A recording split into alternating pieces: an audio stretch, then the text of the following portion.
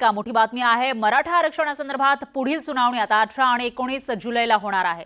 त्रिसदस्यीय विशेष पूर्णपीठासमोरची आजची सुनावणी संपलेली आहे। तर मराठा आरक्षणाची सुनावणी आता 19 जुलैला पूर्ण दिवस निश्चित करण्यात आली आहे। त्यामुळे पुढच्या महिन्यामध्ये 18 आणि 19 जुलैला होणाऱ्या या सुनावणीमध्ये नेमकं काय होतं ते बघावं लागणार आहे। मराठा आरक्षणाचा जो मुद्दा आहे तो मागील अनेक वर्षांपासून तसा पेंडिंग आहे, पण जेव्हापासून मनोज जरांगे पाटील यांनी आंदोलन छेडलेलं होतं त्याच्यानंतर मुंबईपर्यंतही मराठा आंदोलकांनी धडक दिलेली होती, आंदोलन केलेलं होतं आणि त्यानंतर आता होणारी ही जी सुनावणी आहे त्यामध्ये नेमकं काय होतं आणि कोर्ट काय निकाल देतं याकडे लक्ष असतानाच आरक्षणासंदर्भातली पुढील सुनावणी आता 18 आणि 19 जुलैला होणार आहे। त्रिसदस्यीय विशेष पूर्णपीठासमोर आजची सुनावणी संपली आहे।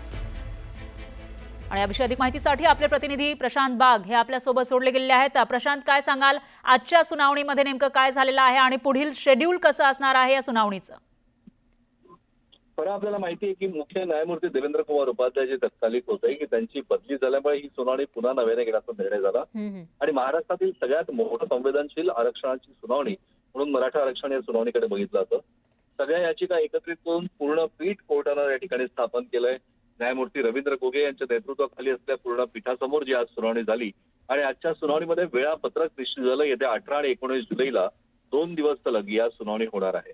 पण सगळ्यात महत्वाचा मुद्दा की आरक्षणाला विरोध ज्यांनी केला होता त्यांचे प्रदीप संचेती वकिलांनी जोरदार युक्तिवाद केला।